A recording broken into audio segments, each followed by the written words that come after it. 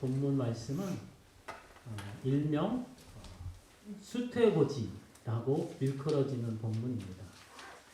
오늘 본문 누가복음 1장 26절로 27절 말씀 같이 읽겠습니다. 시작. 여섯째 달에 천사 가브리엘이 하나님의 보내심을 받아 갈릴리 나사렛이라는 동네에 가서 다윗의 자손 요셉이라 하는 사람과 약혼한 처녀에게 이르니 그 처녀의 이름은 마리아라. 여섯째 달이 어디를 기준으로 여섯째 달이냐? 마리아의 친족이죠. 엘리사벳이 원래는 노년 때까지 아이를 갖지 못했어요. 그런데 천사 가브리엘이 가서 이제 네가 세례 요한을 가지게 될 거다. 이렇게 기쁜 소식을 전해주고 나서 그 이후로 여섯째 달입니다. 그래서 세례 요한과 예수님은 6개월 차이라는 거죠. 자, 천사 가브리엘이 6개월 만에 갈릴리 나사렛이란 동네에 가서 마리아에게 이제 수퇴고지를 하는 거죠. 갈릴리 나사렛이란 이 동네는 어떤 동네냐면 우리식으로 말하자면 보성군 유로면이라고 말할 수 있어요. 유로 그러면 못 알아들어요, 사람들이. 보성군 해야 보성군 안에 면이 유로라는 면이 있구나 이렇게 알아듣잖아요. 그것처럼 이 당시 나사렛이라는 동네는 사람들이 처음에 들으면 못 알아듣습니다. 어디 있는지. 갈릴리 나사렛 해야 갈릴리 지역 어느 그 지역 중에 있구나 그렇게 알아듣는 거죠. 다시 말해서 나사렛은 갈릴리에서도 더 외지로 들어가는 촌동네라고 이렇게 할 수 있겠습니다. 근데 이 갈릴리 지역에 무엇이 이제 특색이 있냐면 갈릴리 지역은 유대인들보다 이방인이 더 많은 지역입니다. 그래서 마태복음 4장 15절에 보면은 이 갈릴리 지역을 뭐라고 부르냐면 이방의 갈릴리 이렇게 부릅니다. 그러니까 유대인들보다 이방인들이 훨씬 많으니까 이방의 갈릴리라 이렇게 불렀다는 거죠. 그리고 이 말이 이방의 갈릴리라는 말을 왜 붙였을까요? 그 지역은 이방인들이 많기 때문에 부정한 지역이라는 겁니다. 여러분 이방인들은 각자 자기들 신이 있잖아요. 하나님 안 믿습니다. 자기들 신을 그 땅에서 제사를 드리잖아요. 그래서 그 땅을 부정하게 여기는 겁니다. 그래서 이방의 갈릴리라는 이 말은 네가 그 이방의 갈릴리 지역 사람이라면 경멸을 받기에 합당하다는 말이에요. 그러니까 굉장히 무시하고 부정한 지역. 그래서 사람들이 경멸하는 의미로 이방의 갈릴리라 이렇게 불렀다는 뜻입니다. 근데 이 갈릴리 지역 중에서도 나사렛이라는 이 동네는 더 촌동네라고 그랬잖아요. 그래서 심지어 같은 행정구역인 갈릴리 지역 사람들에게조차도 나사렛 지역은 무시받는 지역이었습니다. 예수님 제자 중에 빌립이라는 사람이 있어요. 빌립이 나사렛 출신, 갈릴리 출신입니다. 근데 이 갈릴리 출신으로서 빌립이 예수님을 먼저 만나죠. 그래서 예수님이 이제 만난 기쁨 때문에 자기 친구 나다나엘에게 찾아갑니다. 야, 친구야, 내가 성경에서 예언된 그리스도를 만났다. 그분이 어디 사냐면 나사렛에 사시더라. 그 말을 듣고 나다나엘이 반응이 무엇입니까? 여러분 나다나엘은 예수님이 보실 때 그 속에 간사함이 없는 참 이스라엘 사람이라 하는 칭찬을 들었잖아요. 근데 이 나다나엘도 나사렛 출신 예수라고 하니까 반응이 뭐라고 나옵니까? 야, 나사렛에서 무슨 선한 것이 나올 수 있겠냐. 이런 무시하는 발언이 나왔다는 거죠. 그만큼 나사렛은 무시당하는, 갈릴리 지역에서도 무시당하는 그런 지역이었다라는 것입니다. 근데 이 지역에 누가 삽니까? 요셉과 마리아가 살았어요. 하나님께서 예수 그리스도 그분의 아들을 이 땅에 보내실 때 어느 가정에 보냈을까 생각하지 않았을까요? 그 많은 사람들 중에 그 예루살렘은 그 성전이 있는 거룩한 도시 아닙니까? 거기 정말 거룩한 도시, 그 많은 사람들 참 많이 배우고 또 종교적으로 열심히 있는 사람은 그쪽에도 있었을 텐데 거기를 하나님이 다 배제하고 저 촌동네 갈릴리에서도 더 들어가는 나사렛 지역, 많은 사람들이 경멸하는 그 지역에 사는 요셉과 마리아를 그 가정에 택하셔서 예수 그리스도를 보내셨다는 사실입니다. 자, 여러분, 왜 그러면 하나님은 요셉과 마리아 가정을 선택하셨을까 하는 걸 생각해 봐야죠. 하나님은 여러분 외모를 보지 않으시고 그 마음의 중심을 보시는 줄로 믿습니다.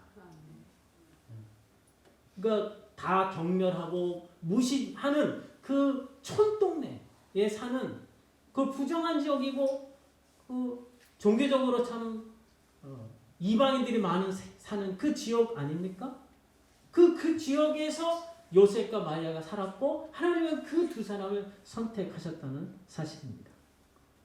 역대하 16장 9절입니다. 우리 같이 읽겠습니다. 시작. 여호와의 눈은 온 땅을 두루 감찰하사 전심으로 자기에게 향하는 자들을 위하여 능력을 베푸시나니. 여호와의 눈은 하나님은 하늘에서 온 땅을 두루 바라보신다는 거죠. 살펴보신대. 그래서 전심으로 자기에게 향하는 그 믿음의 사람들을 위하여 능력을 베풀어 주신다고 말씀하십니다.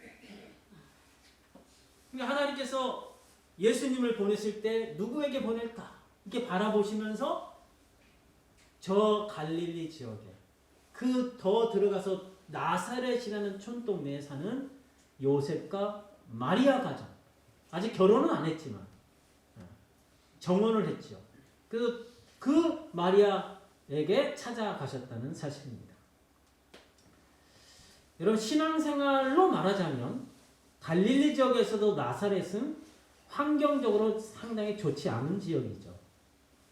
이방인들이 많이 살고 우상 숭배가 거행되는, 우상들에게 드리는 제단도 있을 거 아닙니까? 그런 지역이에요. 그런 지역에서 요셉과 마리아는 믿음을 지켰습니다. 비록 많은 이방인들이 주변에 살았지만 그들에게 동화되지 않고 전심으로 하나님을 믿었다는 것입니다. 하나님은 그것을 보시고 요셉과 마리아 가정에 예수 그리스도를 보내셨다는 사실입니다. 그러므로 우리는 우리 가정, 또 우리 지역, 또 우리 나라, 우리 환경, 배경을 탓하면서 원망하고 불평할 수가 없다는 사실입니다. 그래서 우리 신앙에 대해서 나는 신앙생활 잘 못한다 하는 것에 대해서 환경을 탓할 수가 없는 거죠. 자기의 신앙에 대해서 어떠한 합리화도 할 수가 없는 줄로 믿습니다. 오히려 여러분, 이방의 갈릴리라고 멸시당하고 경멸받았던 그 지역에 요셉과 마리아를 통해서 태어나신 예수 그리스도로 말미암아 그 나사렛 지역은 온 세상에서 가장 유명한 곳이 되었습니다. 이것은 우리에게 뭘 시사해 줍니까? 우리가 어떤 출신이든 내가 어떤 모습이든 내가 스스로 나를 보더라도 못마땅한 모습이라 할지라도 우리가 예수 그리스도를 영접하면 우리가 가장 영광스럽고 복된 인생이 되는 줄로 믿습니다. 문제의 관건은 예수 그리스도입니다. 그분을 모시면 우리는 어느 지역에 있든 내 출신이 어디이든 내 배경이 어떤 가정에서 태어났든 그건 아무 상관이 없어요. 예수 그리스도로 말미암아 우리 인생은 가장 성공적이고 가장 영광스럽고 복된 인생이 되는 줄로 믿습니다. 그러니까 사주팔자, 뭐 운명, 재수가 어떠느니 운이 어떠느니 이런 모든 것들은 다 헛소리라는 거죠. 우리 이런 모든 것들에서 자유한 영광스러운 복된 인생이 되는 줄로 믿습니다. 자, 가브리엘이 찾아간 사람이 이제 마리아죠. 마리아.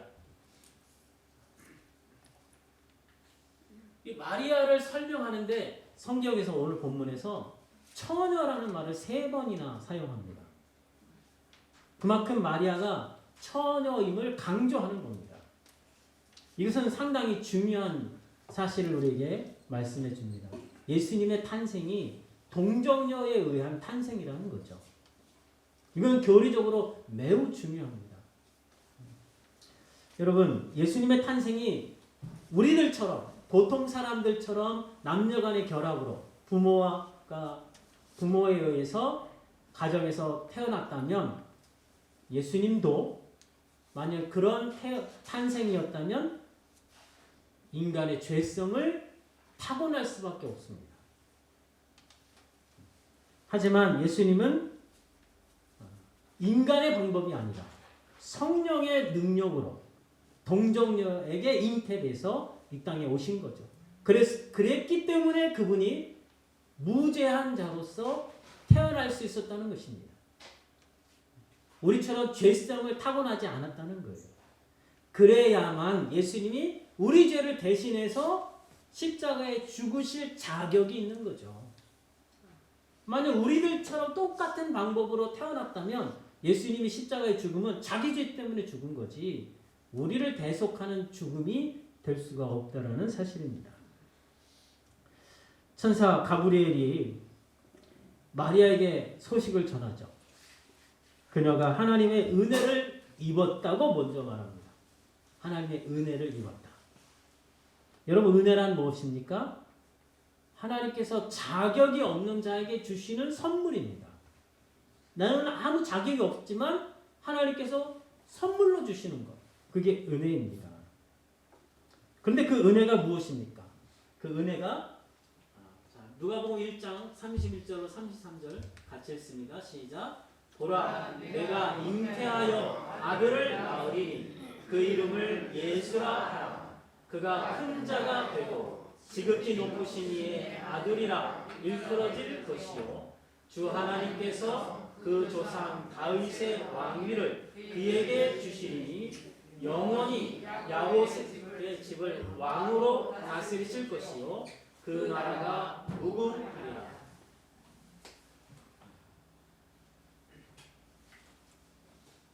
마리아에게 임한 은혜가 처녀잖아요. 처녀가 잉태하리라 한 것이 마리아에게 임한 은혜입니다. 여러분, 처녀가 아기를 가진다는 게 은혜일까요? 세상에 처녀가 아기를 갖는 게 어떻게 은혜가 될까요? 마리아는 당시 이제 정혼한 상태잖아요. 약혼한 상태라는 것입니다. 그래서 정혼한 기간에 아직 결혼식을 치르지 않았는데 아이를 가졌다? 이것은 은혜롭기는커녕 그 당시에 돌에 맞아 죽어야 되는 아주 심각한 죄죠.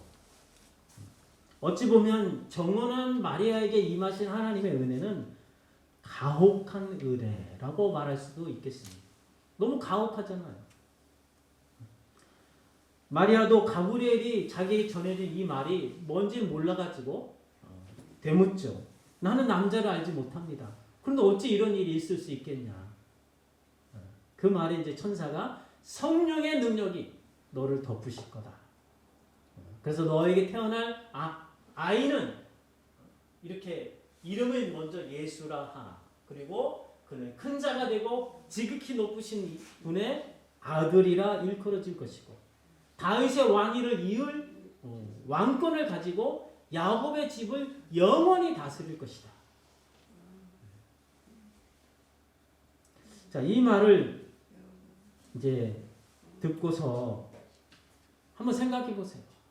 정원한 처녀로서 마리아는 신부 수업을 이제 받겠죠. 그리고 요셉과 결혼할 말을 기대하고 기다리고 있는 중에 있습니다. 근데 배가 불러오는 거예요. 자, 그러면 가족이 먼저 알았겠죠. 이게 도대체 어떻게 된 일이냐. 그러면 이제 마리아는 천사가 이렇게 전해준 말을 했겠죠? 그럼 가족이 믿을까요, 그거를? 세상 천지의 처녀가 아이를 가졌는데 천사가 성령의 능력으로 이 아이가 잉태됐다. 그 아이는 메시아다. 그 말을 부모인들 믿겠습니까? 하물며 그 주변의 사람들이 믿지 못하죠. 자, 근데 안타깝게도 이 소식이 요셉에게 이제 들리게 됩니다. 야, 네가 정원한 마리아가 배가 불러오더라. 자, 요셉의 입장에서 이제 보는 겁니다. 얼마나 황당했겠어요. 청천벽력 같은 정말 너무나 황당한 소식 아닙니까? 저 같으면 분노가 일어났을 거예요. 나를 배신하고 외가 다른 남자하고 사랑에 빠져가지고 아이를 가져? 그러면 그 당시 이 법적으로는 간음을 한 거잖아요. 그러면 돌에 맞아 죽는 그런 사형을 처할 수 있는 심각한 죄거든요. 근데 요셉은 저와 같지 않아서 이 일을 조용히 처리합니다. 마태복음 1장에 보면 요셉은 의로운 사람이라. 그래서 이 마리아의 이 관계를 조용히 처리해서 혼사 관계를 그냥 없던 일로 이렇게 조용히 끝내려고 했어요.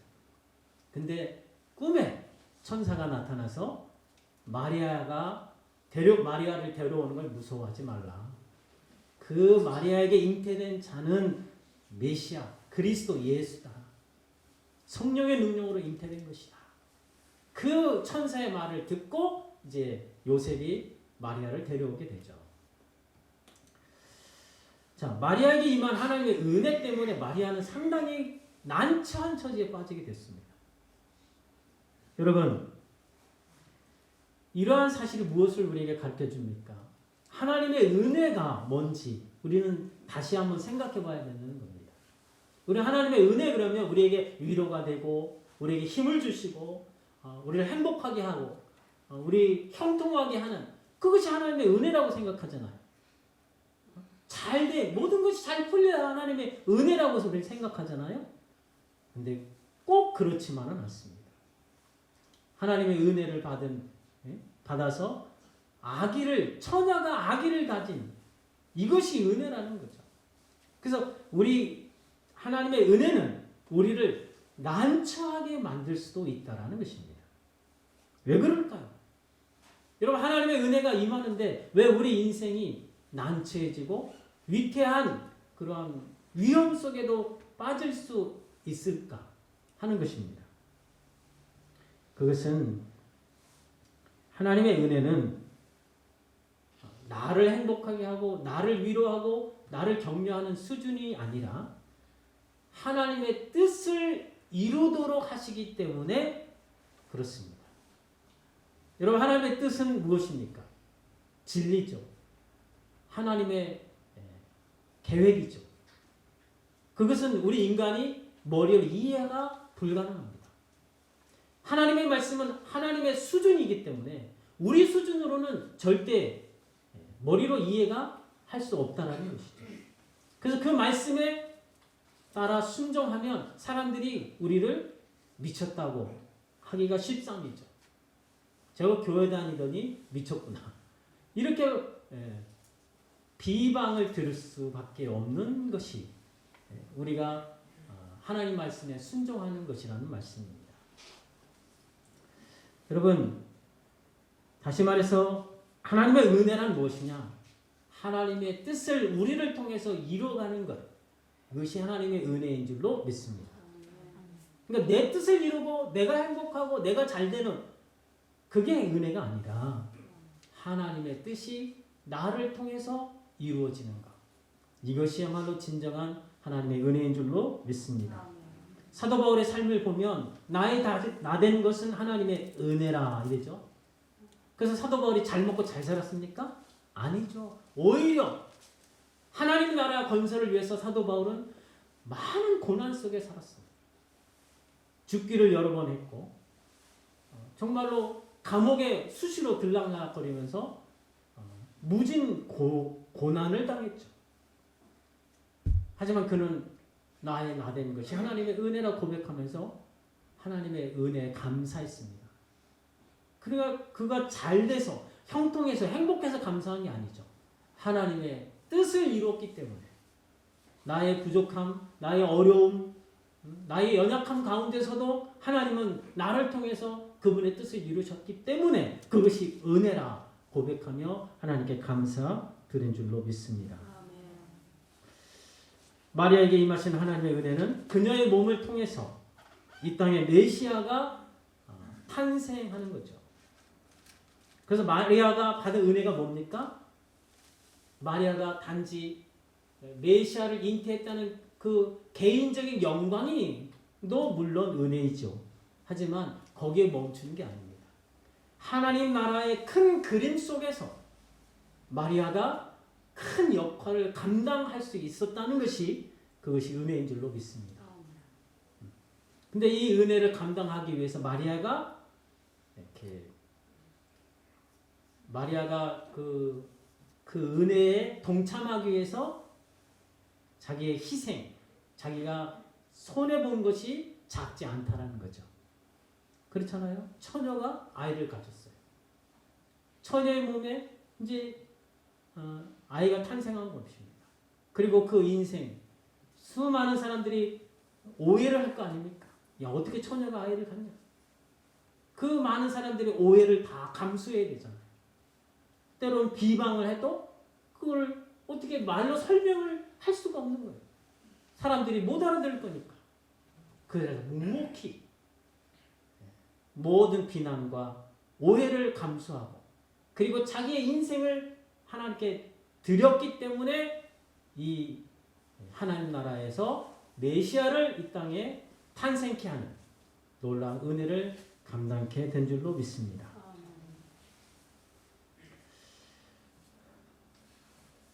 이제 누가복음 1장 38절을 같이 읽겠습니다. 시작.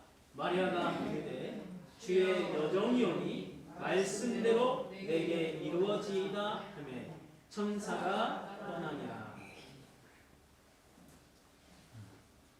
마리아가 천사가 전해준 말을 처음에 못 알아들었잖아요. 그래서 엘리사벳을 이야기합니다.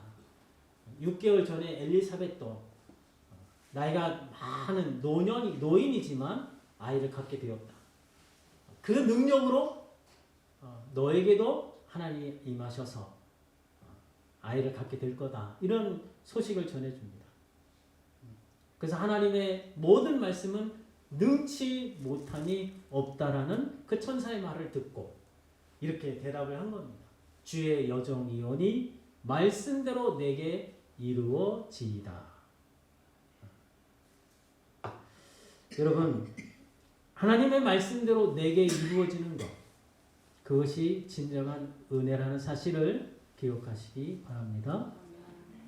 그러니까 은혜라는 개념을 이제 바꾸셔야 돼요. 은혜 받았다 그러면 내가 기쁘고 내가 행복하고 내 일이 잘 풀리는 것, 그것도 물론 은혜이지만 그거는 지극히 개인적인 것이고, 하나님의 진정한 은혜는 하나님의 나라라는 큰 그림 속에서 나를 그 나라의 건설에 동참케 하셨다는 그것이 하나님의 은혜인 줄로 믿습니다. 다시 말해서 하나님 나라 건설에 나를 하나님이 동참케 하셨다는 것입니다. 이것이 바로 창세기 1장 28절에서 말하는 하나님이 우리에게 주신 복인 줄로 믿습니다. 생육하고 번성하여 땅에 충만하라, 땅을 정복하라, 땅에 있는 모든 생물을 다스리라. 이 말은 내가 자녀들 많이 낳고 땅덩어리 넓게 가지고 권력을 부리고 이렇게 나의 왕국을 세우라는 말이 아니죠. 바로 하나님의 왕국, 하나님의 나라를 건설하라는 말씀입니다. 그런데 이제 우리가 이 하나님 나라 건설하기 위해서 우리에게 필요한 게 뭡니까? 그것이 바로 순종입니다. 여러분, 순종은 우리가 하나님 말씀이 이해가 돼서 하는 게 아니죠. 하나님 말씀은 하나님 수준이기 때문에 하나님의 능력과 방법으로 이루어질 겁니다. 나로서는 이게 이해가 안 돼요. 내 능력으로도 이룰 수 있는 것도 아닙니다. 그래서 순종하는 겁니다. 이것을 믿음이라고 말합니다. 하나님의 말씀은 그분의 지혜와 능력과 방법으로 이루실 것이라는 믿음으로 순종하게 되어진다라는 사실입니다. 하나님은 이렇게 믿음으로 순종하는 마리아를 통해서 온 세상의 구세주의 나심이라는 기쁨과 영광을 우리에게 전해주셨습니다. 이를 위해서 마리아는 세상 사람들로부터 비방을 또 오해를 감수하면서 자신의 몸뿐만 아니라 자기 인생 전부를 하나님께 내어드리는 헌신을 했죠. 사랑하는 성도 여러분, 하나님께서는 오늘도 온 땅을 두루 살펴보시는 줄로 믿습니다. 그래서 전심으로 주님을 바라보고 순종하는 자에게 그분은 능력으로 함께해 주실 줄로 믿습니다. 이 믿음의 사람을 통해서 하나님은 오늘도 그분의 나라를 이룩하시고 하나님 나라 건설이라는 놀라운 영광, 그 복됨을 우리에게 누리도록 주장하신 줄로 믿습니다. 여러분 모두가 마리아처럼 말씀대로 내게 이루어지이다 하는 순종의 믿음으로 주님 말씀에 순종하셔서 하나님 나라 건설이라는 놀라운 영광, 복됨을 다 누리시기를 주님의 이름으로 축원합니다. 은혜의 하나님 아버지, 마리아에게 임하신 하나님의 은혜로 말미암아 그녀의 인생에 어떤 어려움과 환난과 오해와 비방이 있을지라도 자신을 내어드리는 헌신과 순종을 통해서 이 땅의 모든 사람들에게 성탄의 기쁨과 영광을 유통하심과 같이 저희들에게도 이 은혜로 입혀주셔서 어떤 손해와 희생과 오해와 비방이 있다 할지라도 뒤로 물러서지 않고 믿음에 굳게 서서 말씀대로 내게 이루어지이다 하는 순종하는 자들 되어서 이 땅에 하나님 나라 건설하는 영광과 복됨으로 저희들을 인도해 주옵소서. 지금은 우리 구주 예수 그리스도의 은혜와 하나님 아버지의 사랑하심과 성령님의 교통하심이 하늘에는 영광이요 이 땅에서는 기뻐하심을 입은 사람들 중에 평화인 이 성탄의 기쁨과 감격으로 세상에 나아가는 여기 모인 주님의 백성들 위에와 또 멀리서 기도함으로 함께 동참하기를 원하는 주님의 몸된 지체들 위해 이제로부터 영원까지 함께 하옵시기를 축원하옵나이다. 아멘.